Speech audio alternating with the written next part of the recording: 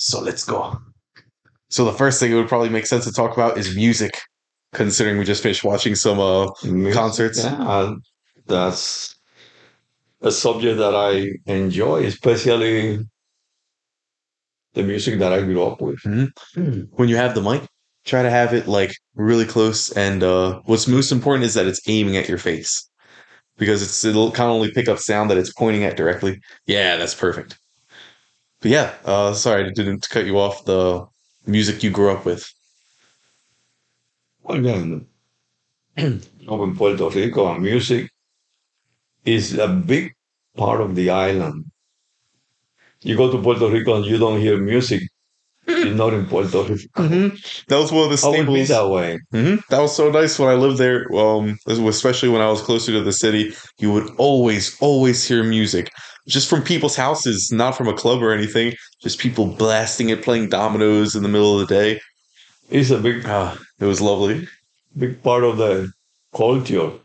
But I think just about all the islands are the same because if you go to Dominican Republic, everything is around music. hmm I And wonder what it music is is a about big Latin part. culture. It's a big part of the culture. hmm It keeps you so alive. Like, I wonder why it took such hold, especially in Latin communities, to always feel the music. And not just music, right? But it's because it's not orchestral where you sit and just enjoy. It's the kind of music you dance to. Like, you always want to kind of be It moving. moves you. If you grew up in that, it moves your body. hmm It's like you feel it inside of you. It moves you. hmm And you come alive. And like we were talking about earlier about the Cuban artists, it's so cool that it can break through borders and all these tensions between Cuba, this, that, and the other doesn't matter for shit when the musicians come out and it's beautiful music and everyone across the world, like you're saying, they're playing at that venue. People across from the world, A-list actors and not actors, musicians, fill this stadium, and there they are, Cuban artists filling the stadium. It was a time that that music was only for that particular island or country in Puerto Rico. When I was growing up, it used to be called rumba and different names. And I thought it was only local to the island. But then you have this, as the music began to evolve and the venues of uh, showing this music, expanding the horizon, showing it in different places, you have these people that became popular, these bands, and they were taking their music to Japan, to Europe. Pretty amazing. To hmm the point there is a band, a Japanese band that plays salsa. I don't know whether they understand what they're playing, but they're playing salsa. hmm And the leading singer is a woman. It's hmm called La Banda de la Luz, I think. I heard them, actually, I was in New York with your mother, I think, and I think they came and play. It's Japanese, playing salsa In music New York. in New York. Who would have thought that's how you know Banda the de la world's Luz. connecting? Yep. Ah, So that's you take an artist like Juan Luis Guerra, we were just watching. hmm He took his music throughout the world. hmm That people have come to love that music, which is that's the beauty of music. That is, to me, is universal. If it's good music, You don't even have to know what they're saying. you don't have to understand that the language is irrelevant. If it's good, people will want to listen to it. hmm The language of music. Hmm. The universe of music is fascinating. Yeah. Huh. How it brings people together. To me, that's the beauty of music. hmm Hmm. It's so cool to see those few things that can really bring people together under the most extreme of circumstances. And when I said that, my mind shot towards the legendary Christmas story of World War One. You know, where they had a ceasefire between the German, I think, like the English military just to go celebrate Christmas Day, and they were playing soccer together. They were exchanging gifts with one another on the other side. They only end up starting the war again because the higher ups were like, "What are they doing? You guys need to go back to fighting." But man, Music is powerful. I think it has a power of bringing people together. mhm. And to me, that's the beauty of music. And it's so fun. And the fact that anybody can make it is so cool. Just somebody smacking on a couple sticks in nature can become a fun little thing to jam to. And then you have such crazy instruments. But the fact that there's so much variation is so fun. It's like you'll never run out of good music to play and listen to.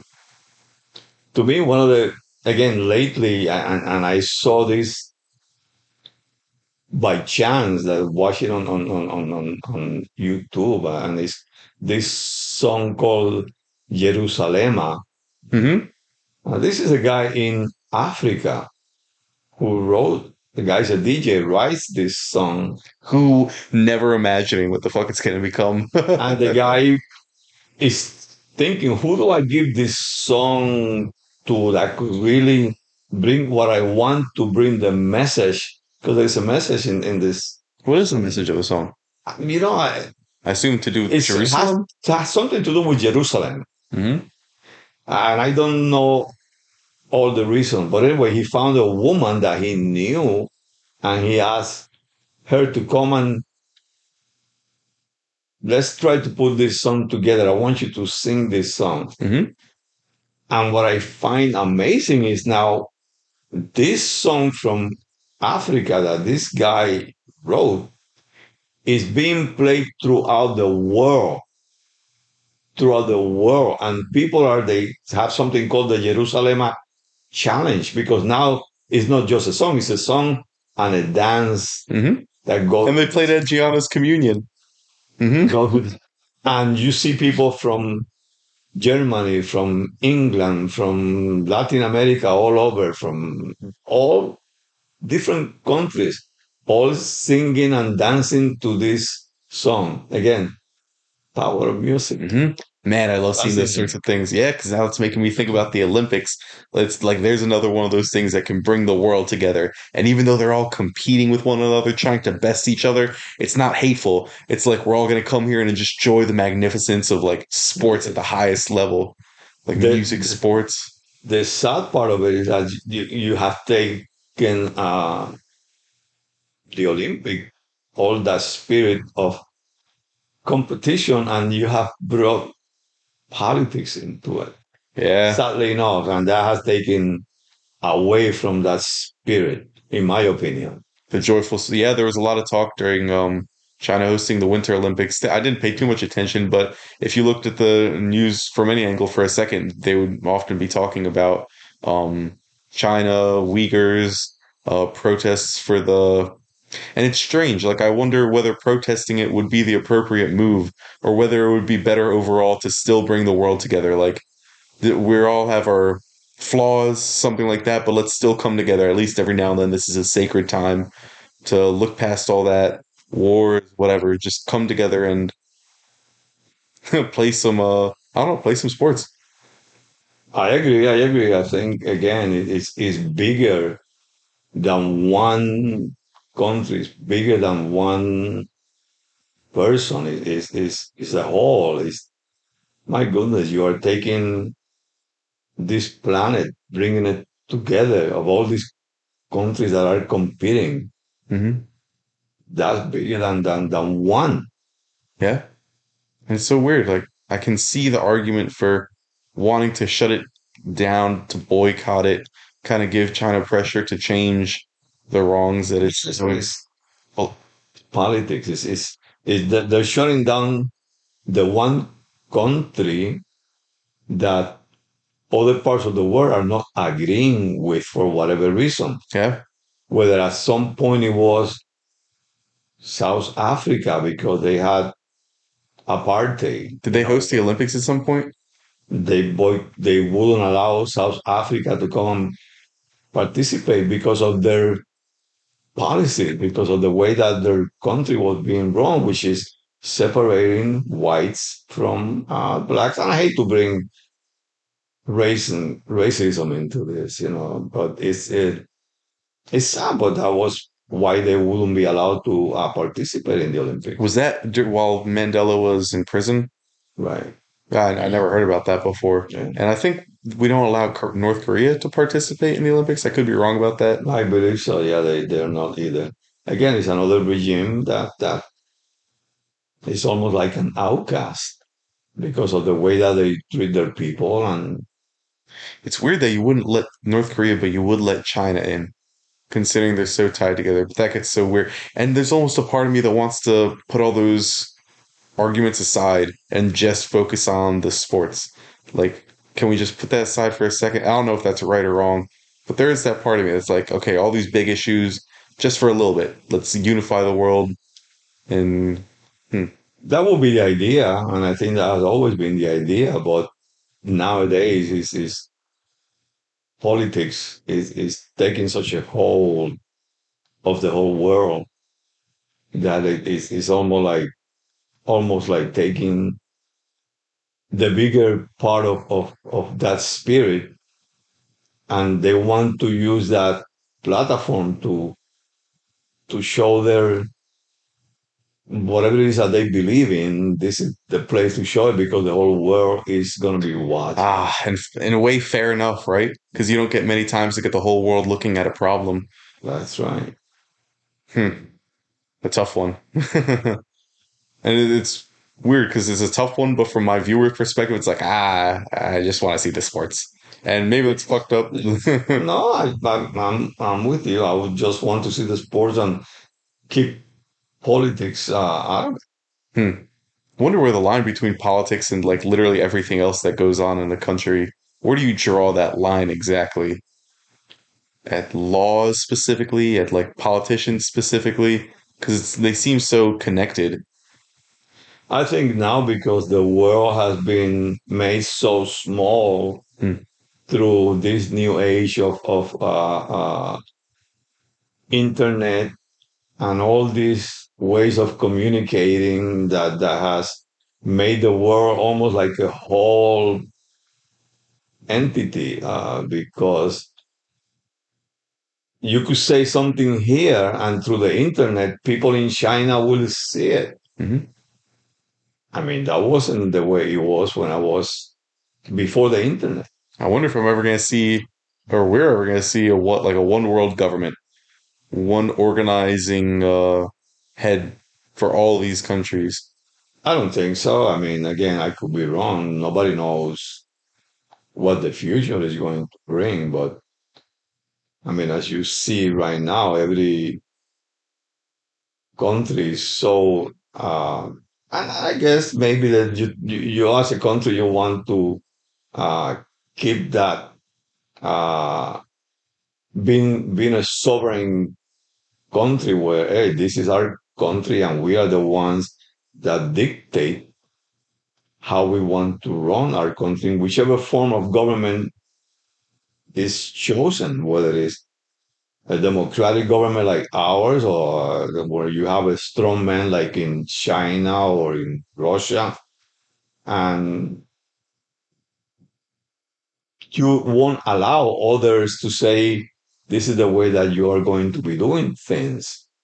So how are you going to have one person in charge of the whole world when it had to be done? It would be done by force only. Hmm. Yeah, that doesn't seem like the right way to go either. No. We'll see. I was listening to a history professor describe the evolution of societies, right? And how when you're a hunter-gatherer tribe, let's say you're a hunter-gatherer tribe along the side of a river, um, the river rising and falling is just this godly event that you don't think you can change. And so it's just something you try to avoid if it ever starts to flood, but it's never something you consider being able to change. But as those tribes start to collect and collect, pretty soon the capability of creating a dam becomes possible, right? And so now you start to look at these huge problems that were once unmanageable, and you're like, oh, wait, if we start to collect together and grow, we can actually start to affect the flow of a river. This thing that was before this god force that you can't touch, it's overpowering. But now we can, oh, you can kind of shift to the side a little bit. And so that kind of gives people the incentive to spread out a little more, gain a little more power, grow, because then you could start to handle these bigger problems. And when you talk about problems like climate change, nuclear war, certain technological advancements where, let's say, 95% of the country outlaws working with certain viruses, right? But 5% of the country, 5% of the world doesn't. That 5%, the fact that they're playing with such a powerful virus that just them doing that alone could undo the work of the whole world. So that at least I've heard arguments that to get all these huge powers we now have and problems we have under wraps, it would almost take like a unified world. So I don't know what the hell that would look like. If it would even be very different from what we're living under now. But it would be really interesting to see. And maybe things like music and sports could help bring that about because it turns people back into just people kind of trying to enjoy life instead of these like harsh political problems um, and things along those It's lines. a dream of millions of people to see a world where only peace is there for everyone, that we don't have to worry about wars or fighting other countries because we are at peace. Would that ever come? Would that ever happen? Is war in our nature? I don't know, because as human beings, we are complex. We have our own ideas. We want what we want. There's so many variables, so many things that come into play. You have corruption. You have people that want power. I mean, power is it could be. I think it could be an addiction. Who wouldn't want to be the most powerful man in the world? That gets into a really weird conversation because when you say addiction, my mind goes to this psychologist who focuses largely on addiction, and he's worked a lot in really high, like the highest concentration of addicts in Canada. So he's very well acquainted with it. And as he started to break down addiction, that it's as he says that 100% of the time is caused by a trauma that isn't being healed properly, and so your addiction is the best way you can get to try and alleviate pain or try and get rid of pain, but it's inevitably regrettable and creates a void and this, that, and the other.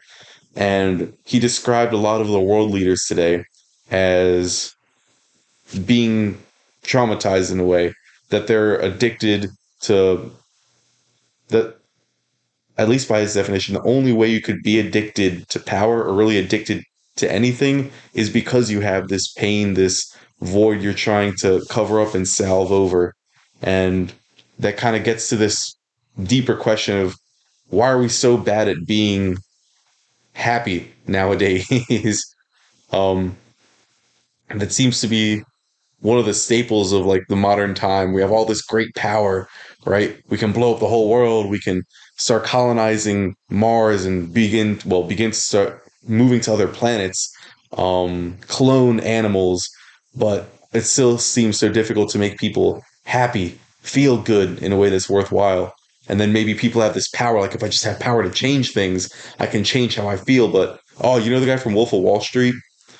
Uh, he said he got like richer than he ever dreamed of. He had the most beautiful wife, the fastest cars, the best drugs. And he said the real pain comes, the real fear hits when you have all that and you still feel like hollow inside. So he's like, what the fuck am I missing? It was, I think I have heard many people say that the biggest thrill was that journey, was the journey to get to that point. If it's to amass a fortune, if it's that you want to be the richest person, is all that you have to do to get to that point. And that's the thrill. Once you get to that point, I think you lose some of that need the because you next. made it. What unless you come up with a new goal, something new, something that will push you and drive you to achieve something different because you already achieved what you wanted to do, which was to make a lot of money and become powerful in that way. Hmm. So, So you can never stop, really. You have to come up with something new, something different. Because otherwise, you're going to get bored with it. Yeah, and that's a funny theme in movies you see all the time. The happily ever after. They just walk into the sunset and it was blissful rainbow and sunshine for the rest of their lives. It's like, it's not how life works. Like you get the dream, you get the most beautiful goal you ever imagined, but then what's next? Well, that's what I was just saying. Once you get there, you can come up with something different, something new, something that would excite you. And some people want to do things that will benefit mankind, Hmm. that will do good, and it will be good for many people in the world. Hmm. And so, what's funny is that I feel like those people are propped up a lot, which understandably, right? Like it's awesome when someone comes to the top and they start helping a whole bunch of people, but it seems like humans, we're both really individual and kind of tribal. Like we care a lot about being happy ourselves. We care a lot about fulfilling ourselves. And I don't think that's necessarily makes you a bad person. Like if you got to the tippy top, the most rich person in the world, and I have to tread lightly here trying to figure out exactly what I'm trying to say. If you got to that position and you still spent like 99% of your time on you and your family and your core network, just trying to improve your life and their lives, I don't it's hard for me to say there's a problem with that. Like, oh, you should be trying to help the whole world because you have all that power. It's like, yeah. I think everyone is different. If you have a vision, if you have a passion for something, if your passion is that you're going to reach as many people as possible and help in whichever way. In what you, I mean, to look at Bill Gates, and he started a foundation with his ex-wife, and he said it's helping people in Africa that are less fortunate, starting schools, is putting money into trying to develop vaccines. It's a lot of good, I Hmm. think. Uh, that's a beautiful thing about having that kind of money that you could do a lot of good. Some people use it to do bad, but you concentrate on the people that want to do good. I think there is more goodness than darkness in this world. Sometimes it may seem difficult to come to terms with that because why do we have a war in Eastern Europe now? Someone took a position of power and said, "Hey, this is what I want to do." Yeah. And then it's weird to combine that with seeing people in Russia and Ukraine both dancing to Jerusalema. Jerusalema. Like it's both of those things going on at once. Both that horrible war, and yet we're both also enjoying the same things. Yeah, like you said, humans are complex. We are very complex, and people want different things. People have different ideas, and unfortunately, sometimes we cannot even come to terms and agree with things. Hmm. I really wonder, like, if everyone, let's say magical world, everyone's following their ideal path, everyone's living like, when you can look at someone or you can talk to someone, you kind of tell like, oh, that person's lost, like they're off the path, they're living a regrettable life, something like that. I wonder if everyone was on the path, so to speak, everyone was living a life that wasn't regrettable, would we still have wars? Would there still be times where it's like, I want something that you directly don't want? Like, what I want directly opposes the thing you greatly want. And so we're just going to have to go to war. Like, it's just a matter of fact, sort of a gentlemanly nod. Like, we both understand that we have this impassable disagreement or unbridgeable gap, and so we just kind of have to duke it out and see who gets what in the end. I don't know. I wonder. Well, Alex, I think if you take the world and all the governments in the world and the people that are born into a system and that's all they know. I mean, we as a country, the United States, we started a war that was unjust in the Middle East. We went there thinking that these people are going to embrace our ways, being a democratic country, and they didn't because they never knew what that was. So Hmm. I think it's hard to think to bring what you have, Hmm. export it to a different place, and think. I think it's been a little naive that they are going to embrace us and our way is the best. Yeah. No, it's not the best. And especially like the best for which context. Right.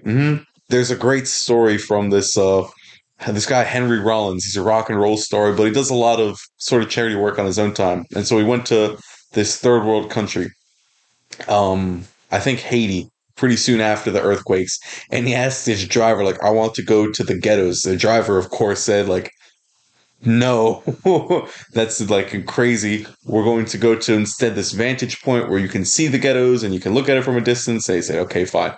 So he's looking at it from the distance, and the people start like yelling at him, and he's like, "Why are they mad at me?" He said, "Well, because they think you're looking down at them." And he just took off running. You can tell he's kind of a crazy guy. Just took off running towards the ghetto. The driver's like, "What the fuck are you doing?" So anyway, long story short, he ends up talking with them. He's like, "Is there anything you guys like really need?" And they give him, okay, if you can magically, because they don't believe he would do any of this. They're like, this crazy guy. We would want soap, like bars of soap and balls, like just balls for the kids to play with. If you can bring those, those are the only things we want essentially. And he's like, all right, done. So he goes to the like most recent several supermarkets and buys out all the bars of soap and balls he can possibly buy. Drives over with just cars full of it to this ghetto and just starts like throwing it out to people, right? He thinks he's gonna be like Santa Claus, save the day. But almost immediately, the kids come up screaming. They're grabbing the balls, kind of fighting each other for the balls, running and doing this and the other. The adults are like literally on the verge of fist fights over the bars of soap, like ripping it out of each other's hand. And he's just standing there like, what the fuck? And then he said all these little ghettos he found out had their own like big boss, their own top chief guy. So that guy comes over, It's control. and it's interesting. It's an interesting argument for the strong man. Like when a society gets so crippled, so fucked up that sometimes you might need that iron fist to organize like this. I don't know. That's a separate subject. But the point being, he's like, okay, everyone who has something, drop it right now. Everyone get into lines. And then he handed it out in an organized way, and he just yelled at the rock star afterwards because he almost started a riot, like a literal riot. And the point he took away from this was when you go to these other countries or these other nations where you want to influence and you want to help, first, you need to understand them. You need to know where they're at right now. You can't come in with your Western view of I'm used to this Right. civil society where I would just hand you the things Santa Claus like, and then everyone will be happy and jolly. Like, no, you're going to start a riot, something insane. So, to really understand the people before you go about telling them how they should change their lives. And that's what I was saying, that sometimes in a naive way, we think our way is so good because this is all we know that everyone is going to embrace it. Some people will, Mhm. some people won't embrace it because they don't want any part of it, because they never knew that and they don't know how to behave Hmm. in that new world. Yeah. So it's we're complex, Alex. And you always need to have a rule of a law. You have to have law. You have to have rules. And unfortunately, it's going to take some strong person to do that. Yeah. Because people left to their own devices, they're going to, especially when you don't have much, they're going to want to grab as much as possible. And if there is no control, no laws, no parameters, then people are going to do what they want. And yes, people end up killing themselves over a bar of soap, for crying out loud. Hmm. So it's a question of thinking about things before you do them and then Yeah. having a plan. Yeah. And to really get to know the person before you go about telling them. Know the person, to know the culture, to know how people think and feel about things.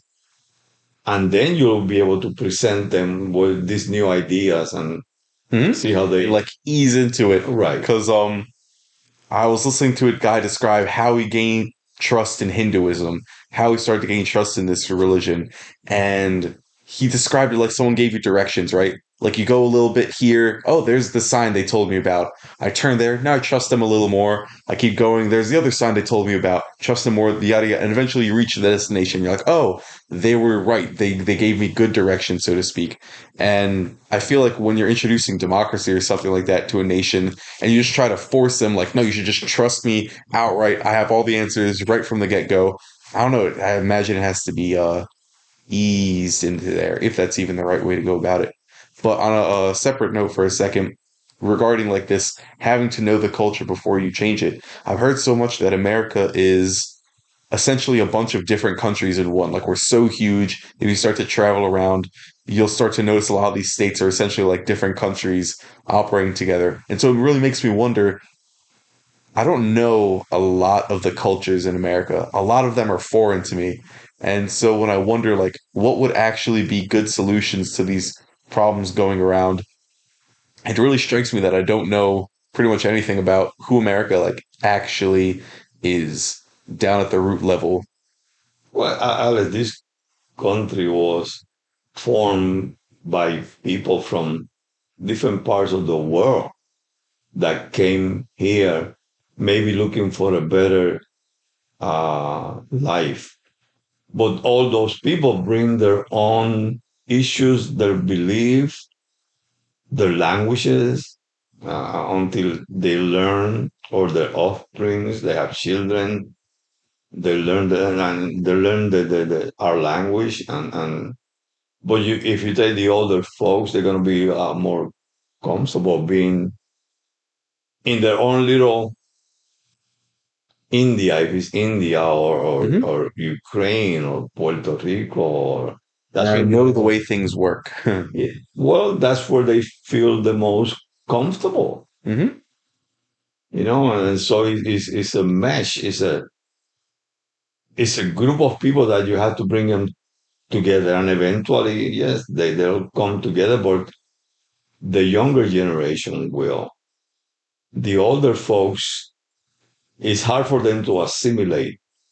But this is what made this country great, that everyone came here and they had an opportunity. That's why I love going through our house with almost an alien eye just to observe. Like I haven't lived here, and I noticed we have above the piano, right? We have a cross, and we also have a little Buddha that's put up, and that makes me chuckle. We have a lot of Asian, Japanese inspired art, the yadros, and then we like Spanish music. You like the music from Africa, Jerusalem. So this America thing, there's a lot of it that's working, all this meshing together of a million different cultures, and it's so cool.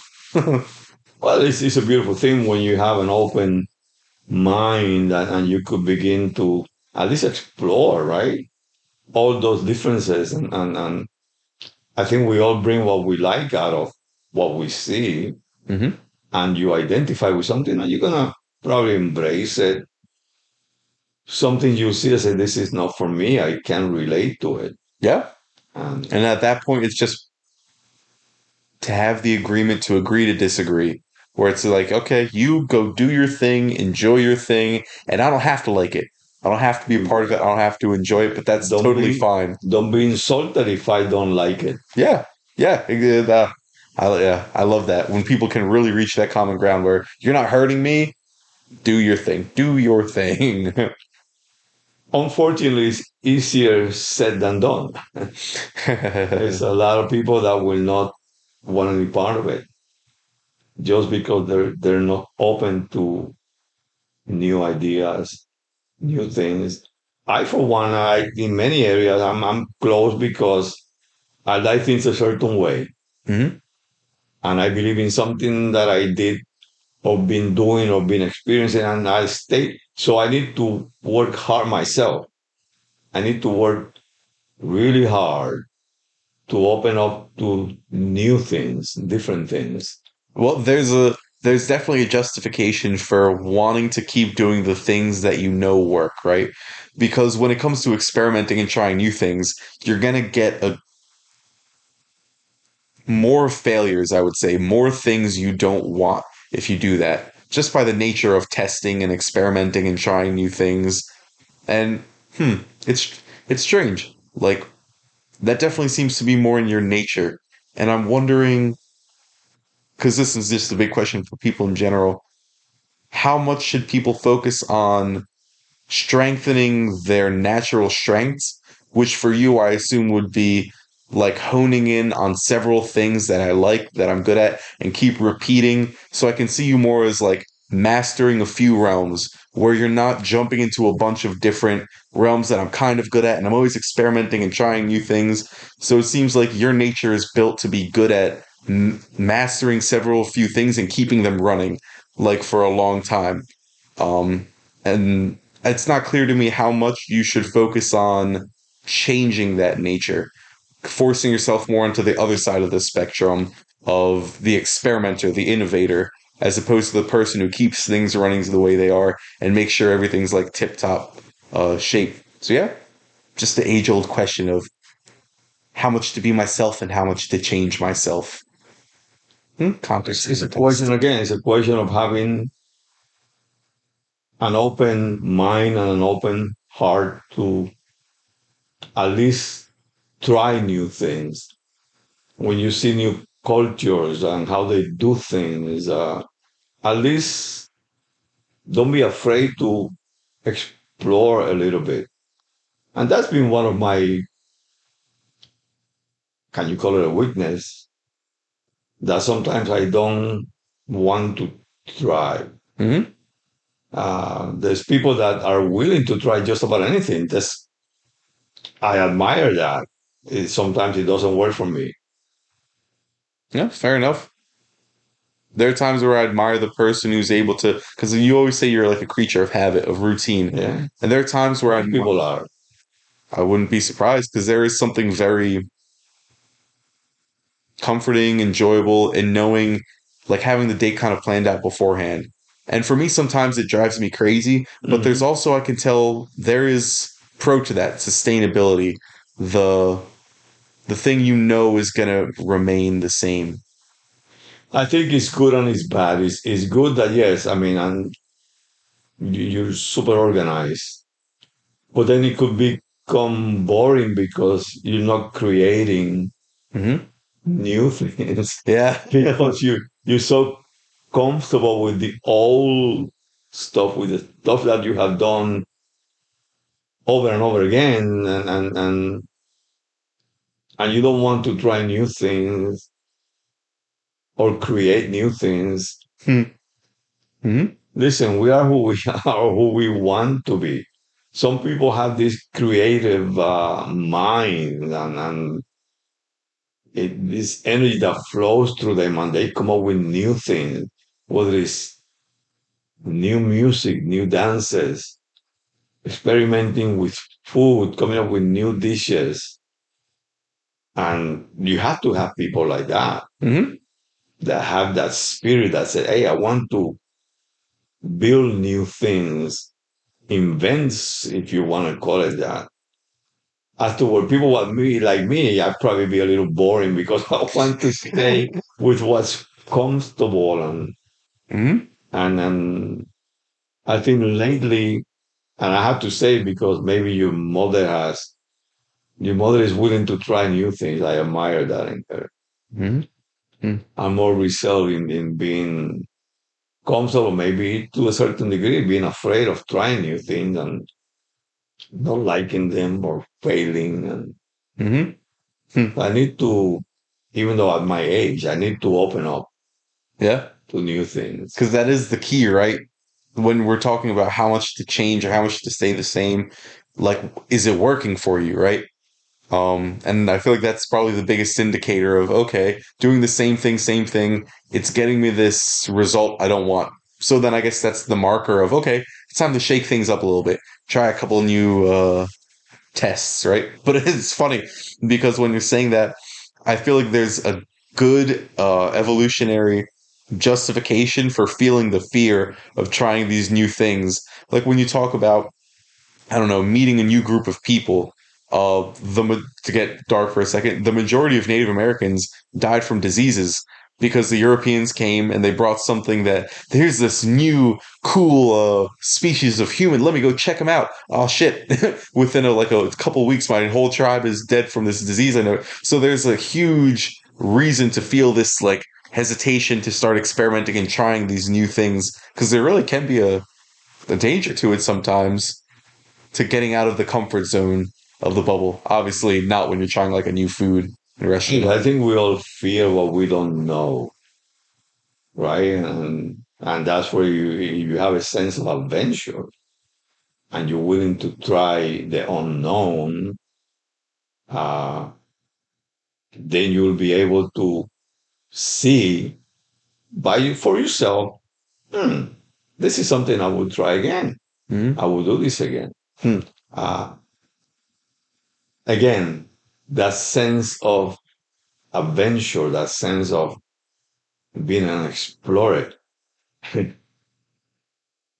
If I had lived in the days of Christopher Columbus, I would have never discovered a new world. Fair enough. I hate to say that, but Why do you hate to say that? because like a part of me wanted to be that adventurous and daring, and a part of me probably said, "Nah, I want to stay in the safe zone where." That's something kind of funny I'm realizing lately. As I'm going off on this sort of adventure of a road trip, I had this idea of what an adventure was for a long time, where it's fun, it's exciting, it's this, that, and the other positive emotion, right? I had this idea of very positive emotion, but as I'm actually starting to do it, I'm realizing there's a whole lot of discomfort, a lot of fear in Yes, meeting new people, there is. boredom and trying to fill the gaps of time that you used to have filled by routine. Like all these things that I didn't expect, all the, I guess, the negative aspects of adventure. I have to say, I admire you because knowing myself, I would I wouldn't want to be doing what you're doing. Yeah, fair enough. It's If definitely it's not for me, everyone. right. Canned soup and sleeping in a car. Well, I wouldn't, and there's a lot of people that say, "Hey, that Yeah, fuck that. I don't want to do that. What is he crazy? Uh-huh. What is he doing traveling by himself?" And Mm-hmm. Fair enough. we are as that's what makes the world go around. That we are different. That Yeah. we all want different things.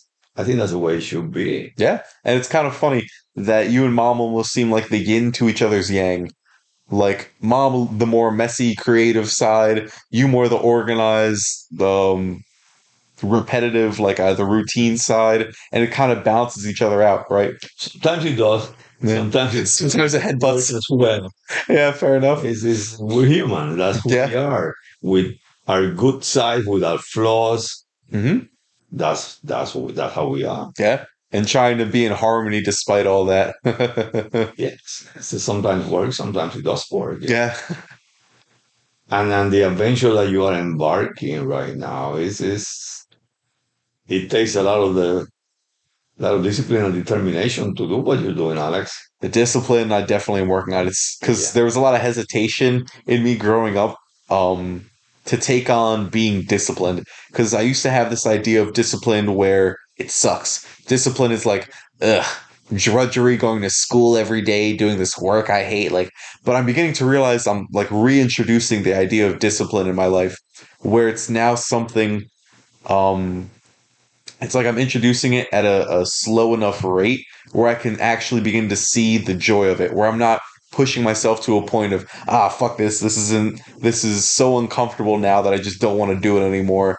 I'm beginning to treat myself maybe more kindly. Not because I heard a psychologist describing when people try to form new habits, like going to the gym, right?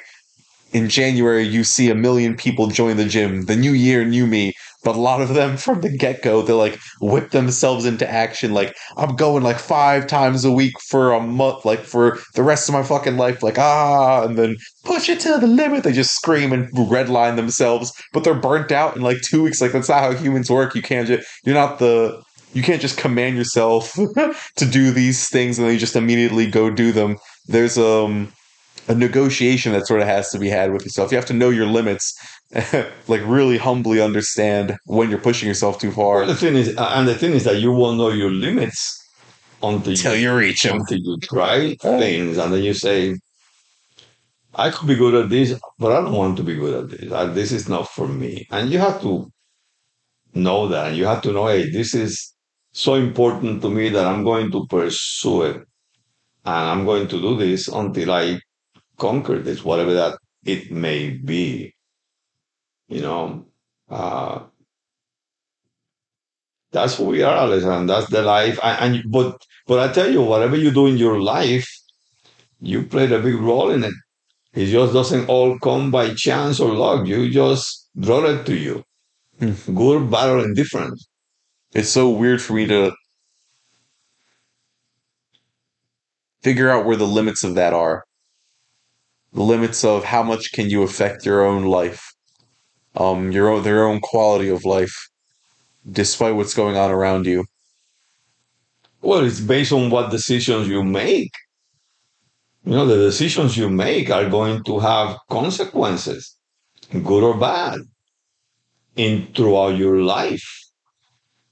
You know, you decide, well, I want to go this way, and I'm going to make it work. And sometimes it doesn't work, and you need to understand, hey, this is a mistake. Let me learn from it Hmm. so I don't do it again. Yeah. And This. you learn that's how you acquire experiences in Mhm. life, Yeah. and you file them somewhere in there that you could use them if you have to. And you learn and you change as a person. You change, you grow. Hopefully. Well, you like to think that you would. Hopefully, yes. Hmm. Yes. Yes, because if you are the same way you were Oh yeah. at 25 when you were 17 and you think the same, you haven't Ooh. grown much, and Hmm. something is not right with that picture. Yeah, and it's funny because you don't need a psychology degree to know that. No? To just like your gut tells you there's this deep understanding. And yet you see people that they, for whatever reason, they want they want to maintain that. They want to Hmm. continue to be the way that they were. And listen, Alex, we all are who we are. And if that makes you happy, Ah, but that's the thing, right? It's almost like when you see that person who's 25 and they're still acting like they're a teenager, you could be pretty. I feel like if you bet that they're not happy, 99% of the time, you're gonna be safe with that bet. That it's a why would you want to be the same person 10 years later doing those same things? I mean, don't is you get tired of that, you get bored with it. yeah. I've heard a rule of thumb from a psychologist that the majority of time in people's lives when during great suffering, it's because there's something you're holding on to, something you love that it's time to let go. And the fact that you're not letting it go is what's causing you this majority of pain. So when I see someone like that, this is just my guess. Obviously, I'm not a psychologist, but they're holding on to something from the past. They love this part as a teenager, maybe the freedom of being able to just go and hang out, no responsibilities, and the weight of adulthood is maybe too much for them to want to bear. So they're like, I'm just gonna try and hold on to this fantasy as long as I can. This fan. Listen, I think there's a time for everything, and there's a window that we all have to do certain things a certain way at a certain time. Hmm. As time goes by and that window begins to close, you need to open a new window and you need to start with something new. And that time came, went, and you cannot go back because it's gone. It's gone. You know, if you want to stay there, you're missing out. On the new window, which is Yeah. closing while you're trying to. So the word is life moves whether you want it or not. So the world is moving with it, and it's changing, it's evolving. We are changing as people. Things change, new things happen, they take place, and then something else comes right behind it. So you have a choice. you want to continue to learn those new things or stay behind? Hmm. I mean, think about it. I know people without mentioning any name, there's no need to, that don't know how to use a GPS on a phone, Hmm. which I think is pretty sad. But they were left behind. I knew people that were afraid to use computers. They felt overwhelmed. Hmm. Hmm. And to the younger generation, this is that's how it is. That's all they know. Anthony was telling me one time that he was telling his daughter, my granddaughter, that there was a time that phones you had to there was a Ah, the rotary. drawer and you had and she said, no, this is she thought that this was what it was always. Hmm. And before that, oh my gosh, the fucking landline. You hear like five of your neighbors talking at the same time. Can you hang up for a second while I talk to someone? Wait for the operator to connect you guys. He said, And before that, just fucking mail.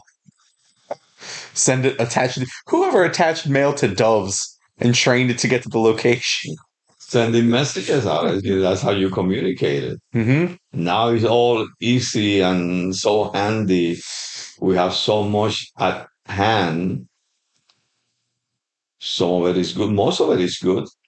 But again, some people use all that knowledge not for the benefit of humankind. Yeah. Some people use it to benefit themselves. And forget to appreciate it. Because it's so easy to forget to appreciate something like that where it's always with you, right? Like my phone is always with me. Even if I don't consciously put it in my pocket, it'll be in my pocket. You take it for granted, Hmm. and that's a mistake. Don't take it for granted. Use it for what it is. I appreciate it.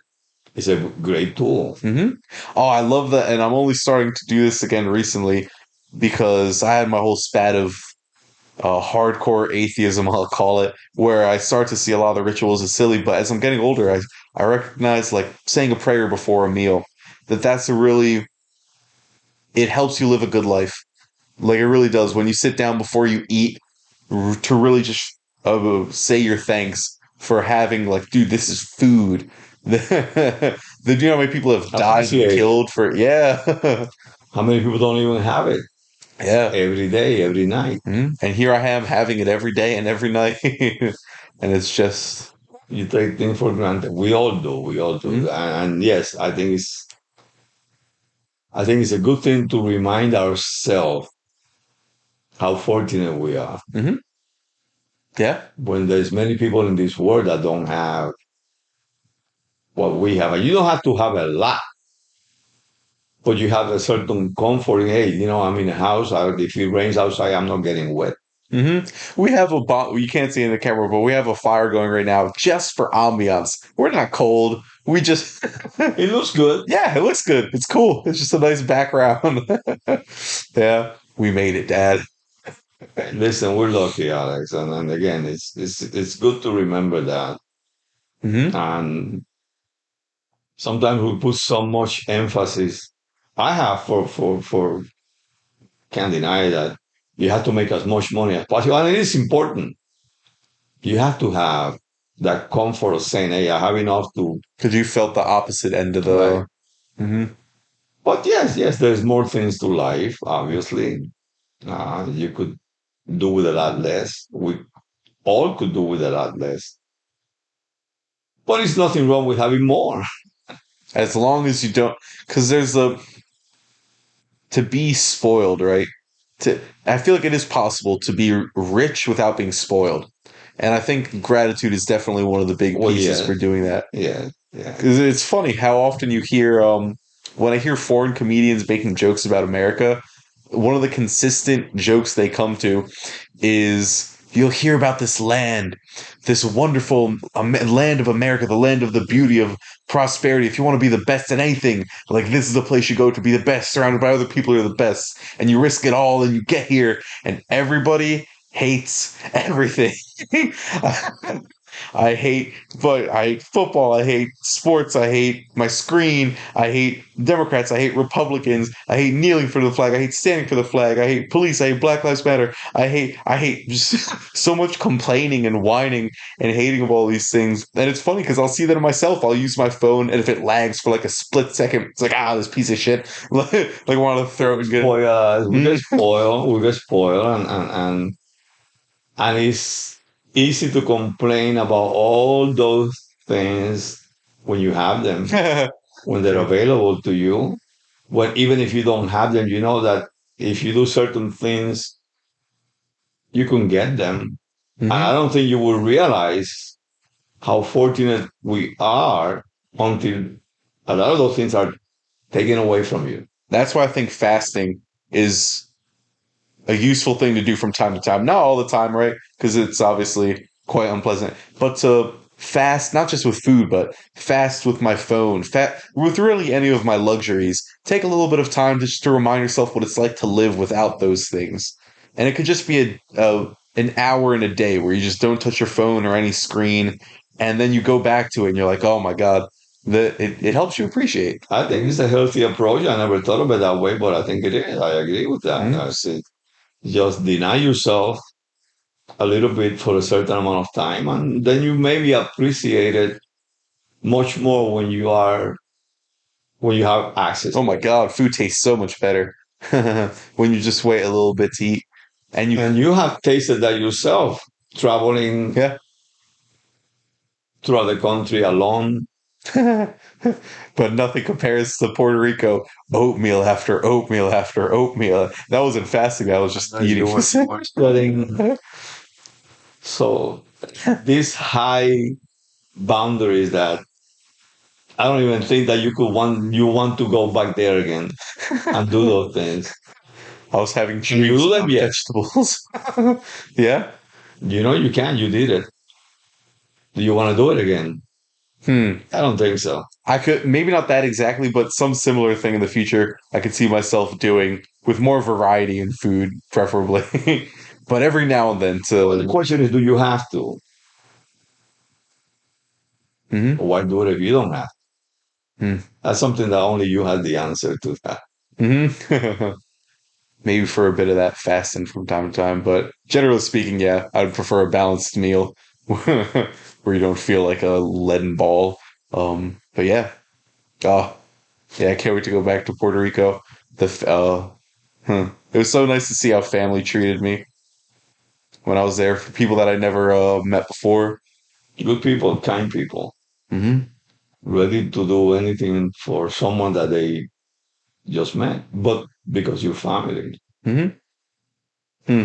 That's something I really loved about Puerto Rico. The emphasis on family and just sharing love with one another, with other people, the passion, the energy that you bring to it, where you really know that you're loved when you're around people who love you. Like you can really feel it. Wow, that was cool. It was a good feeling. It's a beautiful feeling Mm-hmm. Mm-hmm. to know that you have people there that you could count on. Mm-hmm. Hmm. Oh, it's so nice to see you. Uh, it seems like another part of you came alive when you would go there. Mm-hmm. Almost like you're a kid again. Because I mean, you feel like for me, you're home. This is my place. I was born here. I belong here. It's a good feeling. It's a good feeling. Mm-hmm. Having a home. Hmm. Yeah, it's like that when I come back to, not that I've been away that long, but when I come back here, step inside, it's like, home. We're surrounded by the people that love you and people that you love, and it's a good feeling. It's a good feeling. Hmm. Well, I I think we should think, wrap it up. yeah, I agree. We got a nice hour.